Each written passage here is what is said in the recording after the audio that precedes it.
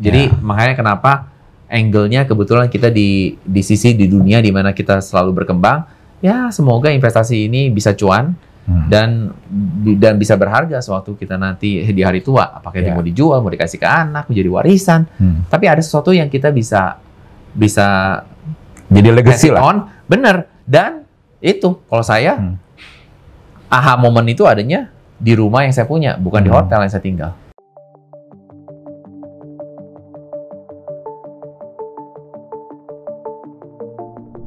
Kembali lagi di Bincang Emiten, masih bersama Sinar Maslen dan masih bersama CEO of Digital Business Sinar Maslen, Bapak Moyohan Gani. Jadi Pak Gani, in the last segment, siap. Mungkin kita bicara yang lebih makro deh ya. Boleh.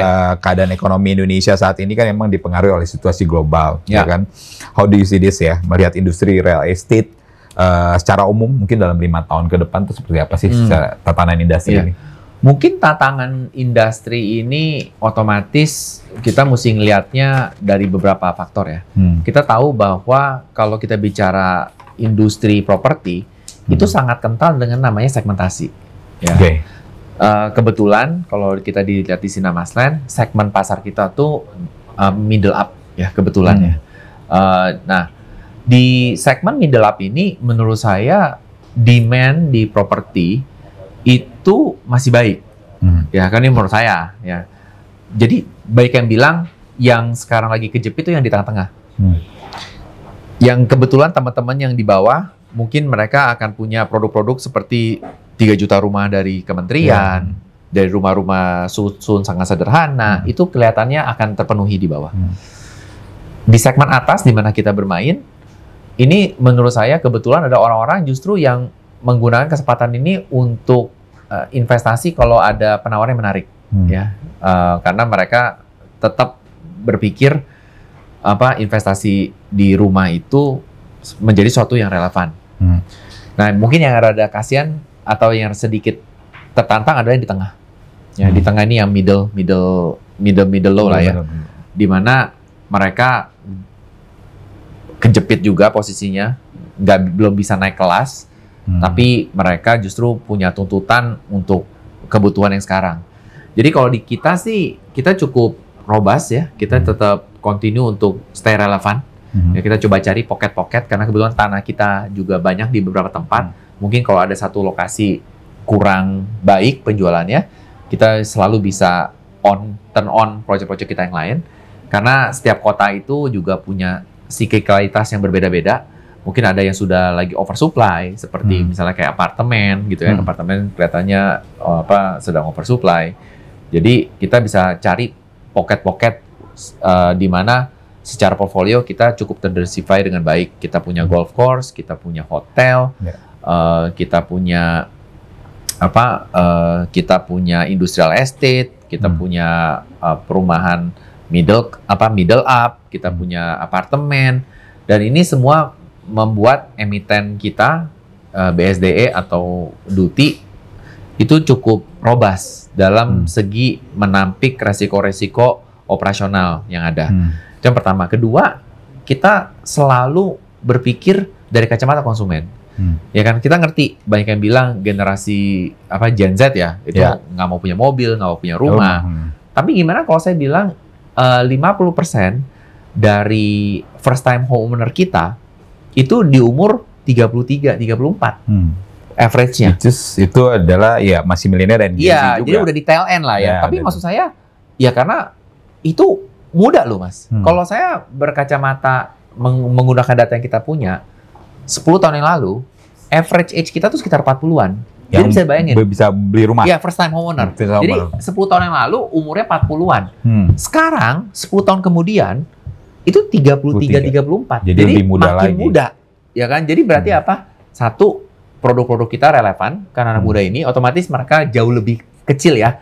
Kalau 10 tahun yang lalu orang kalau beli rumah di BSD 150 meter gitu kan. Sekarang mereka belinya rumah-rumah yang rada kecil, 70-80 meter gitu.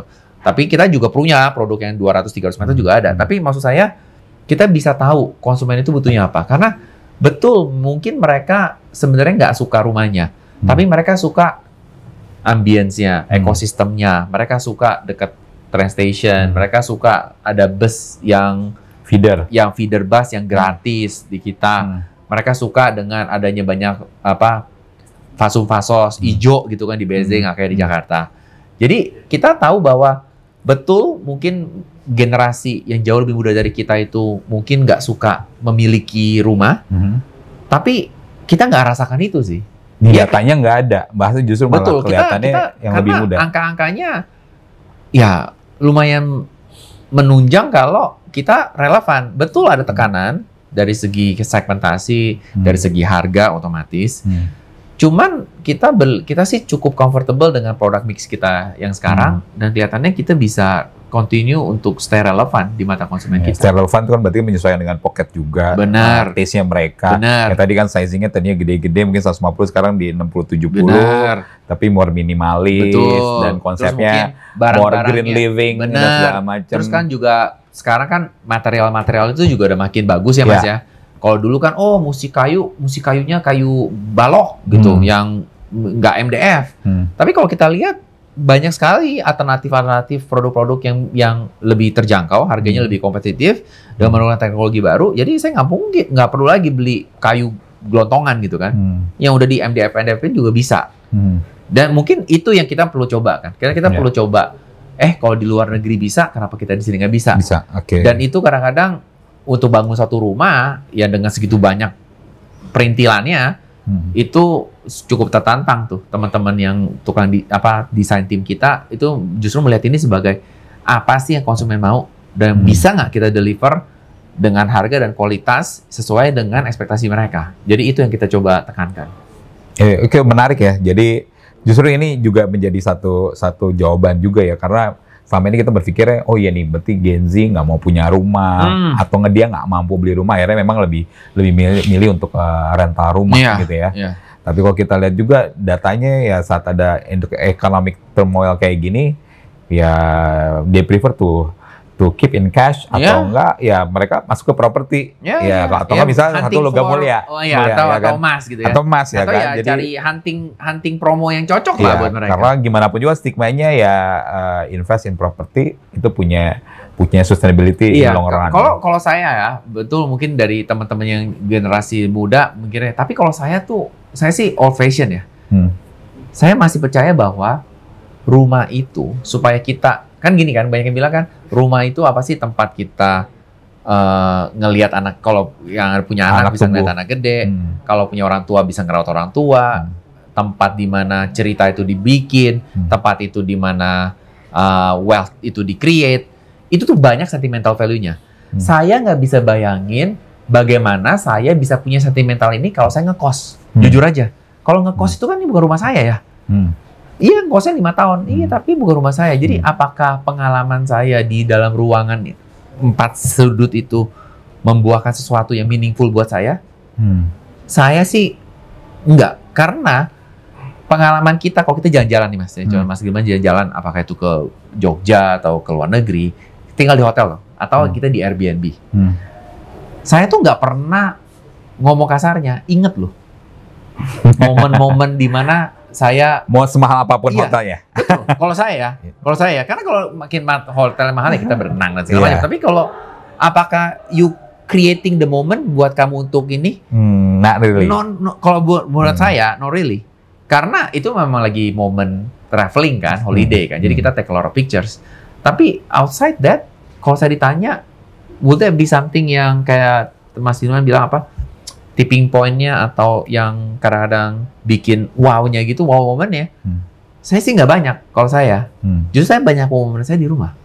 Jadi ya mungkin tiap orang punya beda-beda ya, tapi kalau saya sih itu, makanya saya cukup yakin kayaknya investasi rumah ini mungkin nggak akan kemana-mana, akan tetap seperti ini, mungkin dengan segi yang berbeda sedikit, tapi ujung-ujungnya property ownership masih penting, karena pemerintah juga nguberin itu kan, 3 juta rumah tiap tahun supaya orang-orang makin banyak punya rumah, stabilitas dan segala macam. Karena memiliki properti itu sebenarnya baik karena itu mengurangi risk appetite kita untuk menjajakan uang kita di tempat lain.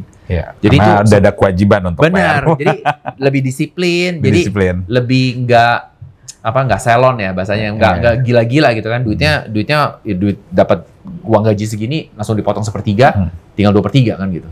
Jadi pertanyaannya, dengan adanya safety net seperti itu, orang-orang tuh sebenarnya jauh lebih dewasa menurut saya.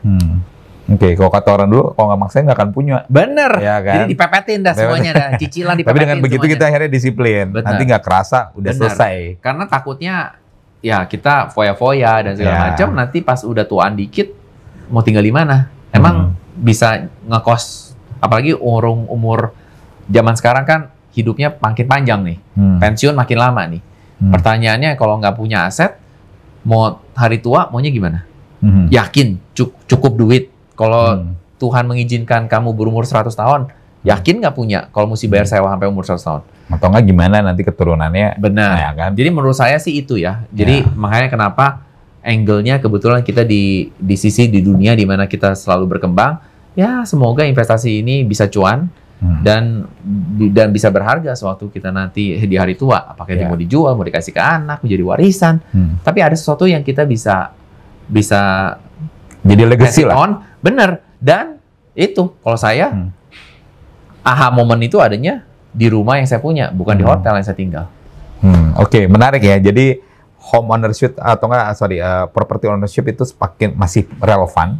Tapi kita juga sendiri harus tetap transforming, ya kan? Iya. Nah, transforming dari segi penyediaannya sendiri harus tetap transforming. Banget. Oke, mungkin pertanyaan terakhir nih ya terkait dengan government role. Ya, kira-kira apa sih yang diperlukan menurut Pak Gani sendiri ya, support dari pemerintah untuk membantu sektor estate di Indonesia, properti di Indonesia? Oke, pasti regulasi ya. Regulasi itu kan peraturan itu kan dibuat dengan secara prudent untuk suatu kepentingan pada saat waktu itu.